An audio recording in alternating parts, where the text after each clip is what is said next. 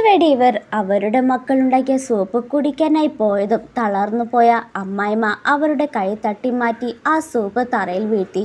കുട്ടികൾ അവളെ കൊല്ലാൻ ആഗ്രഹിച്ച് സൂപ്പിൽ വിഷം ചേർത്തിട്ടുണ്ടെന്ന് അവർക്ക് അമ്മായിമ്മയുടെ ഉള്ളിലെ ചിന്തകൾ കേൾക്കാൻ കഴിയുന്ന ശക്തി കിട്ടുകയാണ്. തൻ്റെ കുട്ടികൾ തന്നെ കൊല്ലാൻ ആഗ്രഹിക്കുന്നെന്ന് അവർ ആദ്യം വിശ്വസിച്ചില്ല.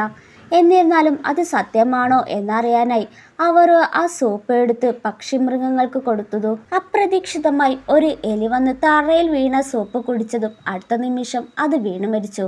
അമ്മായിമ്മയുടെ ആന്തരിക ശബ്ദം യഥാർത്ഥമാണെന്ന് അപ്പോഴാണ് അവർ വിശ്വസിച്ചത്.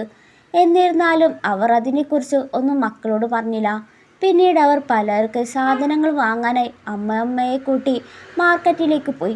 എല്ലാ ദിവസവും അവർ ക്യാഷ് ലാഭിക്കാൻ നടന്നാണ് പോകാറ്. ആ നിമിഷം അമ്മായിമ്മയുടെ ചിന്ത വീണ്ടും കേട്ടു. അവരുടെ ഭർത്താവ് ഒരു ദിവസം തന്നെ ചെലവഴിക്കുന്നത് $20,000 ഇത് കേട്ടപ്പോൾ ഭർത്താവ് ക്യാഷിൽ നിന്ന് പലചരക്ക് സാധനം അല്പം ലാഭിക്കാൻ പറഞ്ഞ കാര്യം ഓർത്തു. ഈ വില കുറഞ്ഞ പച്ചക്കറിയിൽ വാങ്ങാൻ അവർ ദിവസവും 5 കിലോമീറ്ററാണ് നടന്നു വരുന്നത്. തൻ്റെ ഭർത്താവ് $20,000 ചെലവഴിക്കുമെന്ന് അവർക്ക് വിശ്വസിക്കാനേ കഴിഞ്ഞില്ല.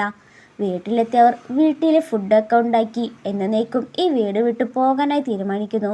ആ ദിവസം തന്നെ അവരുടെ ഭർത്താവ് ഒരു ലേഡിയെ വീട്ടിലേക്ക് കൂട്ടിക്കൊണ്ടുവരികയാണ്. ഭക്ഷണ സമയത്ത് ആ ലേഡിയെ അതിഥിയെ സ്വാഗതം ചെയ്തില്ല എന്ന് പറഞ്ഞ് ഒരു വഴക്ക് സൃഷ്ടിക്കാൻ നോക്കി. എന്നാൽ അവർ ജോലി തിരക്കിലായിരുന്നു. ഒരുപാട് ജോലിയുള്ളതിനാൽ അവർക്ക് പുറം വേദനയുണ്ടായി. എല്ലാം ഒരു സ്ത്രീ എന്ന നിലയിൽ സഹിക്കുക മാത്രമാണ് അവർ ചെയ്തത്. ഇപ്പോൾ അമ്മായിമ്മയ്ക്ക് മാത്രമേ അവൾ അനുഭവിച്ച ബുദ്ധിമുട്ട് മനസ്സിലാകുള്ളൂ. അപ്പോൾ അമ്മായിമ്മ അവളോട് വേഗം പോകാനായി പറഞ്ഞു. ഇപ്പോൾ പോയില്ലെങ്കിൽ അത് വളരെ വൈകിപ്പോകും. എന്നിട്ടൊരു കബോർഡിലേക്ക് ചൂണ്ടിക്കാട്ടി. അവരും പോയി നോക്കുമ്പോഴാണ് അവരുടെ കുടുംബം മൊത്തം അവരെ കൊല്ലാനായിട്ട് ശ്രമിക്കുകയാണെന്ന് മനസ്സിലാവുന്നത്.